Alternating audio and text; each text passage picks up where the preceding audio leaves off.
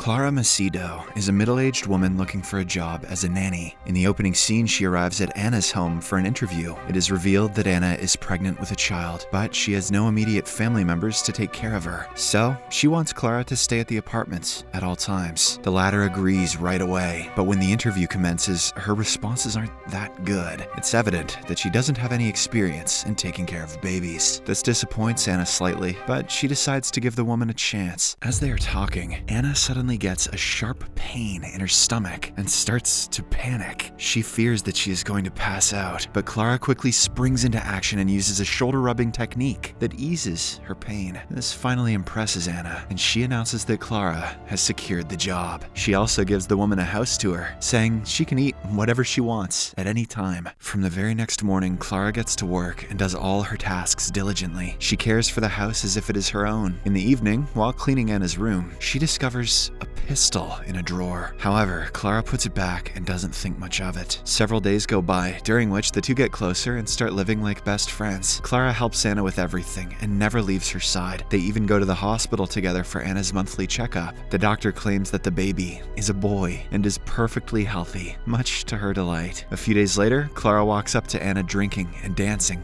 alone. The latter reveals that it is her birthday, but none of her family members have called her. It turns out that Anna was supposed to marry a man, but she got pregnant with someone else's child. Her father brought her to the city, forcing her to get an abortion, but she refused to do so. Since then, her mother, along with all of her family and friends, have cut ties with her. Her wedding also got canceled and she moved to the city. Anna says that she doesn't care about them anymore, but Clara senses her sadness. The two then talk for a while and drown their sorrows. At her next doctor's appointment, Anna is informed that her blood pressure is higher than usual, so she should cut meat from her diet. Following that, Clara only cooks vegetarian meals for her. She also checks Anna's blood pressure every day to make sure she is healthy. One night, Clara leaves Anna on her own for the first time and goes to get a drink. When she returns, Anna is in front of the refrigerator looking for something to eat. As she gets closer, Anna starts to kiss her passionately. Clara freezes in shock when suddenly Anna bites her and scratches her back. The confused maid quickly retreats and sees that blood is all over Anna's face. The shocking thing is that the pregnant woman doesn't utter a word and simply goes to her room. The following morning, Anna doesn't remember anything that happened the previous night. She simply carries on with her day as if nothing has happened. Clara also doesn't say a word, assuming her mistress was just sleepwalking. As the two engage in small talk, Anna reveals that she has chosen the name Joel for her son. Some days later, Clara is making a pregnancy chart when she realizes that Anna's sleepwalking could have a connection with the fact it was a full moon night. Time passes, and on the next full night, Anna wakes up covered in sweat because of a nightmare. Clara comes to her side to help her, but the two strangely get attracted to one another and start making out. Once they are done, they fall asleep in the same bed.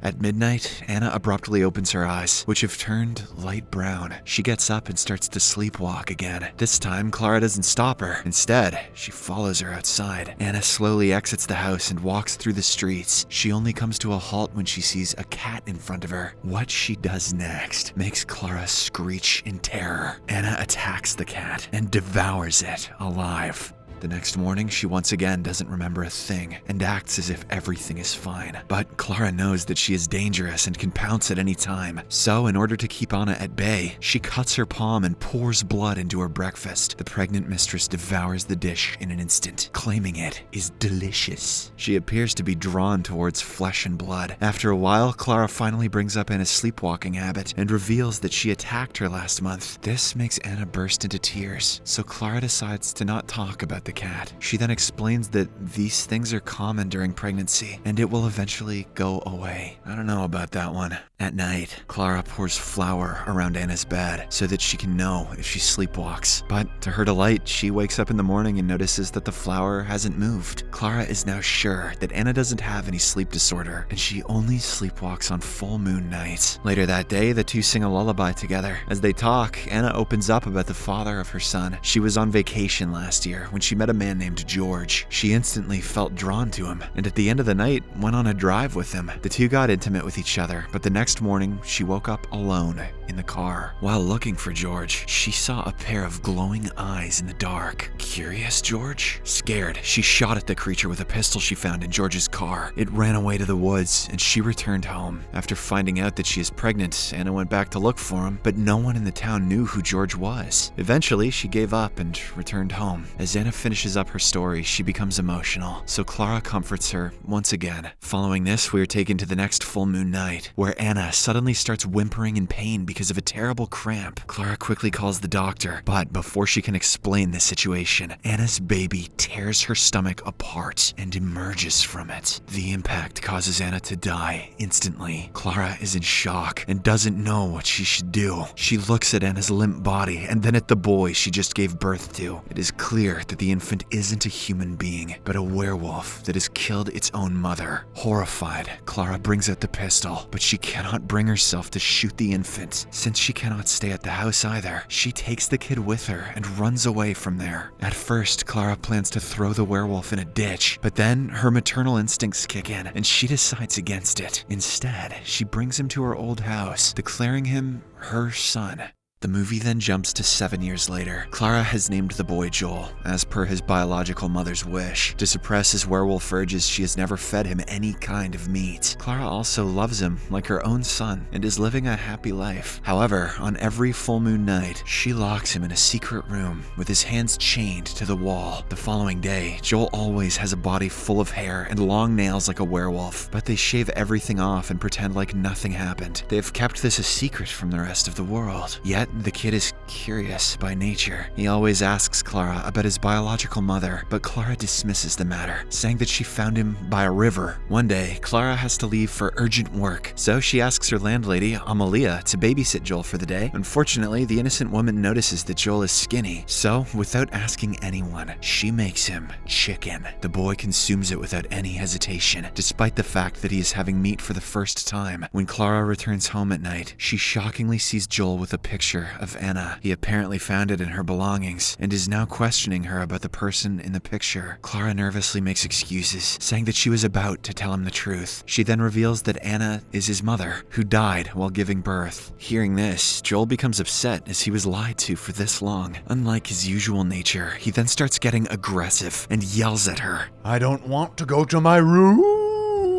This expectedly scares Clara, so she locks him in the secret bedroom, fearing that he will turn into a werewolf. After this, she approaches the landlady and asks what the boy did all day. When Amalia reveals that she fed him meat, Clara finally learns why he has been acting weird as of late. Later, Joel's friends, Amanda and Mauricio, come to visit him, but Clara sends them away, saying that he is asleep. She then goes inside the secret room the next morning and calmly explains to Joel that he looks like his mother and has habits similar to her. Like Anna, he also likes to dance and sing. At this point, the boy has calmed down a bit and he curiously asks about his father, but Clara says that she doesn't know anything about him. Hearing this response, Joel once again becomes mad and refuses to talk to her. At school, he asks his friend Mauricio to help him look for his father. As the kids are innocent and inexperienced, they decide to start with the busiest building in the town, the local shopping mall. Later, when Clara comes to pick Joel up from school, she is shocked to see him missing. She rushes to Mauricio's father and inquires about her child, but the man just says that they must be playing somewhere. Clara gets more worried by the second because it is a full moon night, and after what happened the day before, Joel has become very dangerous. One of her neighbors suggests that Clara call the police immediately, but she doesn't do it, fearing their secret would be revealed. On the other hand, Mauricio and Joel hide inside the mall until it closes, then get out to look for his father. However, since it is a full moon night, Joel unexpectedly turns into a werewolf and attacks his friend. Mauricio tries to run away through an elevator, but he is eventually caught. The poor boy is then torn into pieces and devoured completely by the beast. Later at night, Joel returns home, still in his werewolf form. When Amalia sees him, she becomes frightened and assumes that he is possessed. However, Clara mentions that Joel is a werewolf and that this is his true form. When Amalia still doesn't calm down, Clara injects her with an anesthetic and knocks her out. The danger is averted for the moment, but Clara knows that she cannot stay in the house for long, so she decides to run away with Joel first thing in the morning. Unfortunately, the messed up boy foils her plans once again as he locks her in the secret bedroom and heads out. The entire day, he carries out his usual routine by attending his classes and hanging out with his friends. At night, he goes to Amanda's place to dance with her. The two have a wonderful time, and it appears as if they are in love with each other. However, their happy moment comes to an abrupt end when Joel